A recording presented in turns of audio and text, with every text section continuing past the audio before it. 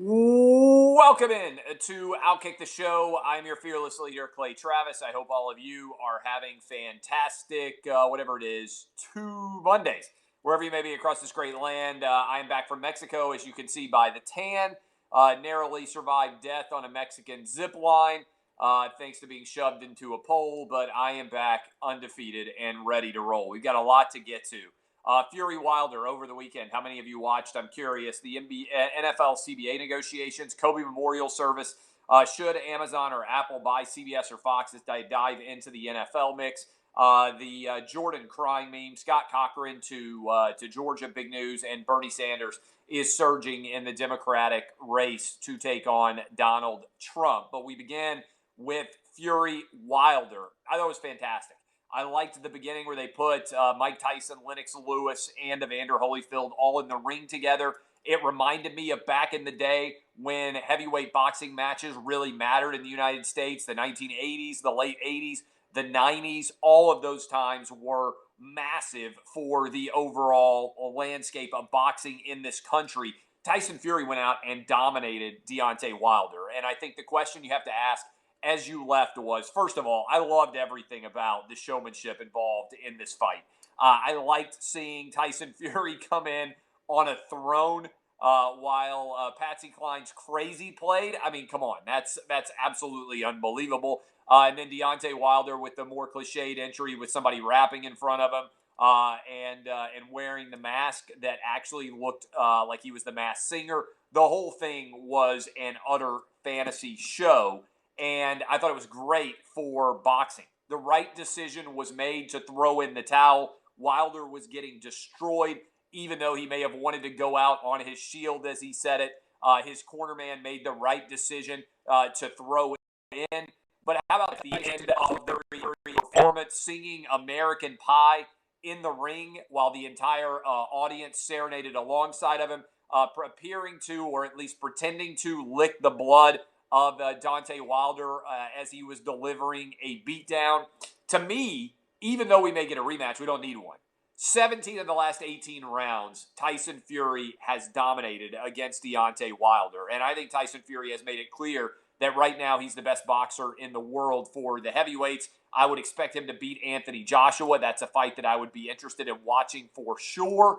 But Tyson Fury, to me, cemented himself with the charisma, with the showmanship, with the fact that he's only 31 years old at this age. He's still relatively young as a heavyweight boxer, has another good, I would think, 4 or 5 years of dominance, presuming that he can control all of the shenanigans that surround a boxer in general. When you're the heavyweight champion of the world, when you're the unquestioned greatest, it's hard to maintain that edge because you're constantly surrounded by so many people that are going to tell you that you are absolutely incredible. And so this is, I believe, a fantastic statement that was made in general by Tyson Fury, dominating and stamping himself as the greatest right now heavyweight boxer in all of the world. So that was a great follow. One thing that I think boxing is going to have to get a handle on.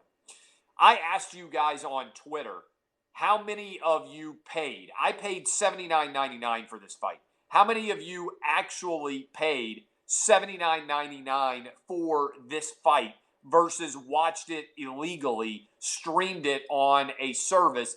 I think that the streaming services and the prevalence of illegal streaming is making it so easy to do that it's got to be challenging in many ways the necessity of a pay-per-view style system. Now, I don't know what the solution is here, but back in the day, in the 80s and 90s, when you would watch WrestleMania or you would watch Mike Tyson fight on pay-per-view, it was hard to stream illegally. It was hard to steal that service. Now it's incredibly easy. I don't claim to know the solution, but that's something that boxing is really going to have to get its handle on, as well as as anybody out there that's charging for content. It's so easy to pirate and illegally stream the service. 60% of you said you watched it illegally on a pirated feed. Only 40% of you were actually willing to pay. That's a big problem going forward. The Kobe Memorial Service has just been going on today, 224 in the Staples Center in LA. Two best lines that have come out of it so far, and I believe my guy can probably grab the clips here and tie them together. Kobe said he knew if he talked, Michael Jordan said he knew if he talked at the Kobe Memorial that he would cry and he'd have to deal with another 3 to 4 years of the crying Jordan meme, which was a great line. And so somebody can grab that. They'll put it together. You'll be able to watch that in a clip if you haven't seen it already. And then Shaq got up, and the best line from Shaq's address was, Shaq said that he approached Kobe because other members of the team were upset that Kobe wasn't passing enough. And Shaq said, there's no I in team. And Kobe said, and you'll have to clean up the language here to be able to monetize it.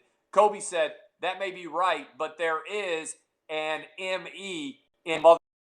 And that is one of the great all-time lines from the world of basketball. And I absolutely love that.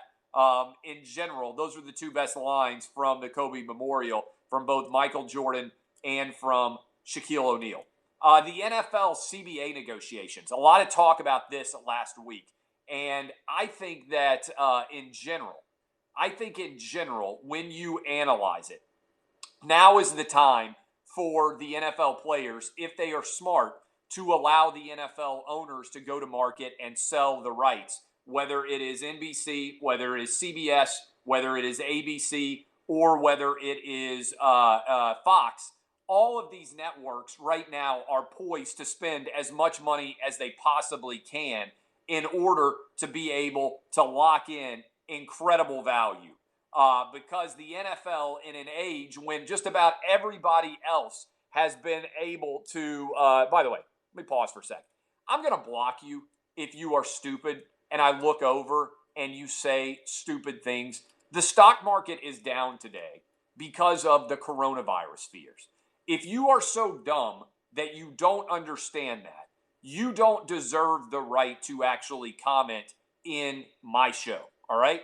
The stock market today is panicked that the coronavirus is going to spread beyond China. It is now in Europe. It is now in other parts of Asia, and it's going to turn into a global pandemic, which depresses the overall market and economy of countries all over the world, all right? I happen to believe that right now the coronavirus is overrated as a fear and that we are overreacting to it because it is a new and novel fear. And as a result, there is likely to be an overreaction and a panic that sets in. The flu, for instance, arises every year and influences far more people than the coronavirus does. Okay? So I believe that we are, as a society and as media, overreacting to this in general in the fear that this is going to be a global pandemic. Right now, the infection rates and death rates do not seem to be inordinately higher than the flu. Is it a new scary disease? Yes. Is there still a difficulty in understanding how it spreads and what its rate of death is? All of that is true, okay? That, I believe, has provoked a panic, particularly because now it appears that Italy, South Korea, other parts of the world may be impacted. But the fear of the coronavirus is more substantial, I believe, than the actuality of the coronavirus has been so far. It's also in Iran. But the market doesn't respond well to uncertainty. And right now there's a great deal of uncertainty in the coronavirus. So if you are dumb enough to not understand exactly what is going on here, then frankly, that is an indictment of your intelligence, and you don't deserve to be able to analyze anything and even comment on anything in my show. Therefore, kiss off, you are dead. All right? That's my analysis of the coronavirus right now. We fear that which we do not understand. 40,000 people a year die in the United States driving cars. It's unlikely, in my opinion, that more than a few hundred at most will die from the coronavirus in the United States. Could I be wrong? Certainly. I hope I'm not wrong, But I believe if you look at all the data, that's the way that I would analyze the coronavirus right now. So far, it is a scare tactic more than it's a reality. All right. There are a lot of people. Here's what I would say in general. This goes across the board. It's an important lesson in life.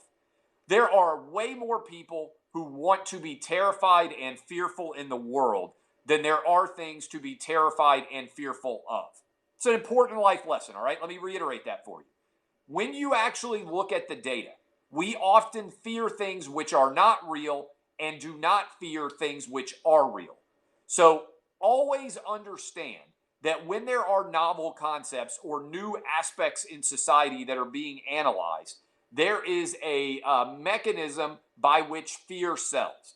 I tend to be a guy, if you go read and watch all the things that I've ever done in my public career, I tend to be a guy who allows logic and analysis to typically persuade you that you are far more fearful than you need to be in general, okay?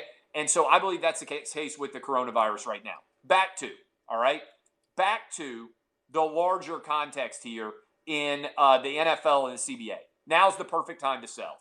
If you are selling rights to CBS, if you're selling rights to Fox, to ABC, Disney, and to NBC, now is the time to sell. And I'm surprised more people don't understand this. And this is a big issue that I think both the players and in particular the players in the media don't understand. And I think it's important for you to recognize it. The owners and the players are in the same boat. All right? The players are either going to get 47% or 48.5% of the overall revenue produced by the NFL.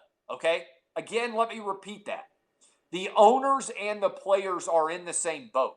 The reason why the owners want the CBA to be ratified is they recognize that this spring and this summer is the perfect time to go to the market after 2 straight years of increased ratings and be able to go out and get a perfect deal for everyone, the rising tide that lifts all boats. A 50% to 100% overall increase in television rights, which will then also move over to the players, all right?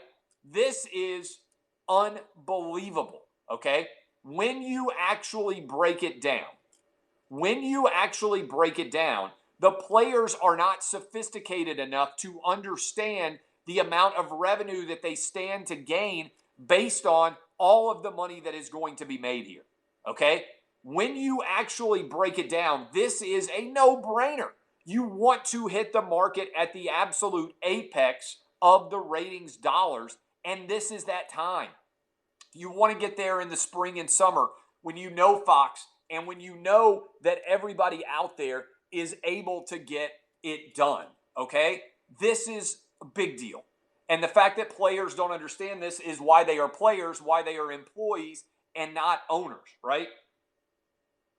You're in the same boat. They are trying to maximize your revenue, and I don't think most players even understand that.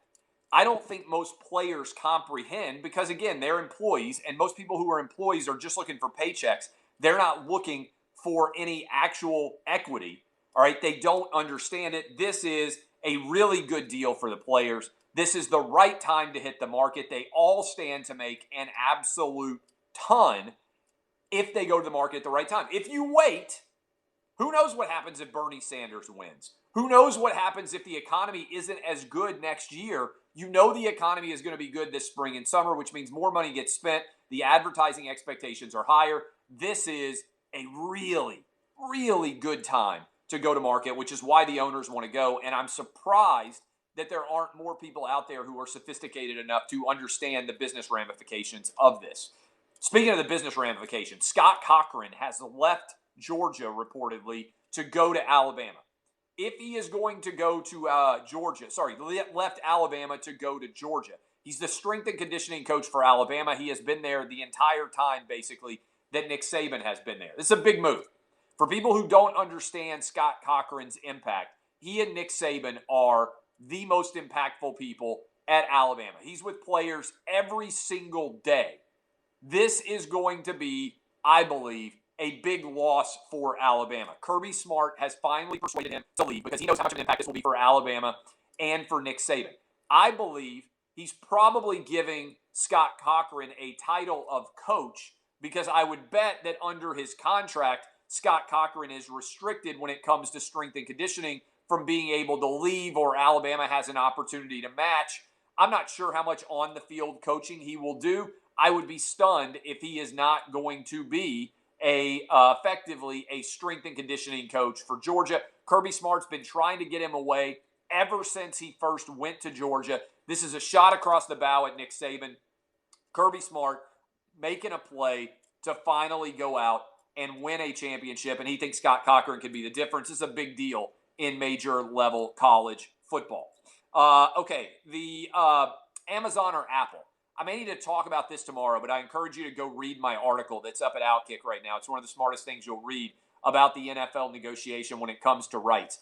It makes a lot of sense, in my opinion, if you look at the marketplace right now. ABC is owned by Disney, which is a massive $200+ million company. Comcast is a $200 billion company as well, which owns NBC. Right now, CBS is around $16.5 billion market cap. Meanwhile, you've got Fox, which is around a $21 or $22 billion market cap. If Amazon and Apple want to get NFL rights, if they want to get into the rights business, they're not going to be able to do it through their streaming services. The NFL cares about reach. They care about eyeballs. Broadcast television is where the biggest audiences are found. If Amazon and Apple, which now have substantial media businesses, want to go into the NFL business, the only way they're going to be able to do it is by buying CBS and or Fox.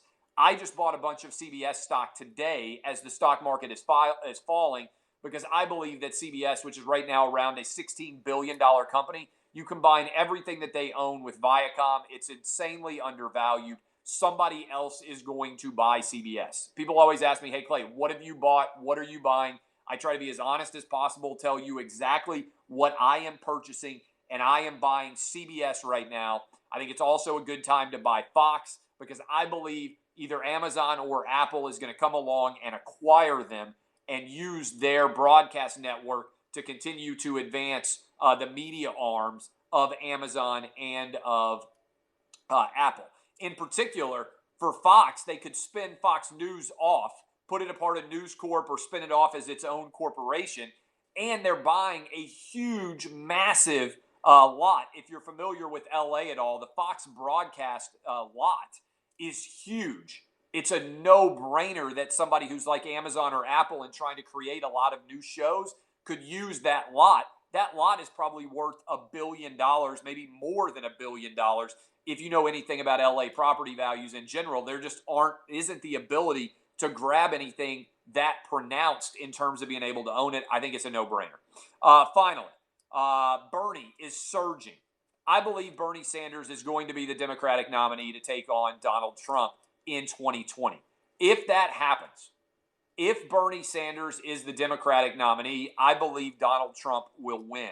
The markets agree with me. Donald Trump right now is around minus 180 to be reelected, which is the biggest favorite that he has ever been. It's around a 64 or 65% probability that Donald Trump wins in 2020. I personally will not vote for Bernie Sanders. I won't touch him. I will vote for Donald Trump. Be the first Republican president that I have ever voted for. If somebody else is the nominee, I'll think about it. Bernie is the one Democrat that I 100% will not support. I don't believe that Bernie Sanders will win. I think that Bernie Sanders is the best possible Democrat that Donald Trump could run against. I believe Bernie, as a socialist, will turn off and is far too left-wing for the rest of the country. I think the vast majority of the country is going to look at the economy. They're going to look at the stock market. They're going to look at the unemployment rate. They're going to look at rising wages, and they are going to say, why do we need a radical transformation of American society now? Typically, radical transformations of society happen in times when the economy is bad. I believe that if you look at the math, Bernie, who dominated in Nevada, won 46% of the vote, crushed everybody else, including Joe Biden. I think it'll be roughly a 50-50 race between Biden and between Bernie. I think Biden might slide by because there's so many black voters in South Carolina, but Bernie's going to run a strong number 2 or he's going to win. Then you go into Super Tuesday, and all of the moderates are still going to be there. Amy Klobuchar, Mayor Pete, Joe Biden, and then Bloomberg comes in. They're all going to fight against each other in an internecine moderate war, which means that by Super Tuesday, that's 8 days from today on, I believe, March 3rd, Tuesday of next week, we're going to see Bernie Sanders having taken a massive stranglehold in the delegate race, which he will never relinquish. Whether he will be able to get a majority of the overall delegates or not has to do with how many of these people stay in the race. But then the Democrats, if he doesn't get a majority, are set for a massive mess in July because Bernie's people will lose their mind if the DNC doesn't allow Bernie to be the nominee in 2020. They will say they are stealing it from them again, just like they did in 2016. And that is the truth beyond a shadow of a doubt. All right, that is where we are headed. I hope all of you are having a fantastic Monday. I got to go do my television program. This has been Outkick the Show. If you enjoy it, share it with your friends. We'll have a bunch of clips up for you later. My name is Clay Travis, and this is Outkick the Show. DBAP, unless you need to SBAP. Thank you, guys. Kisses. See y'all.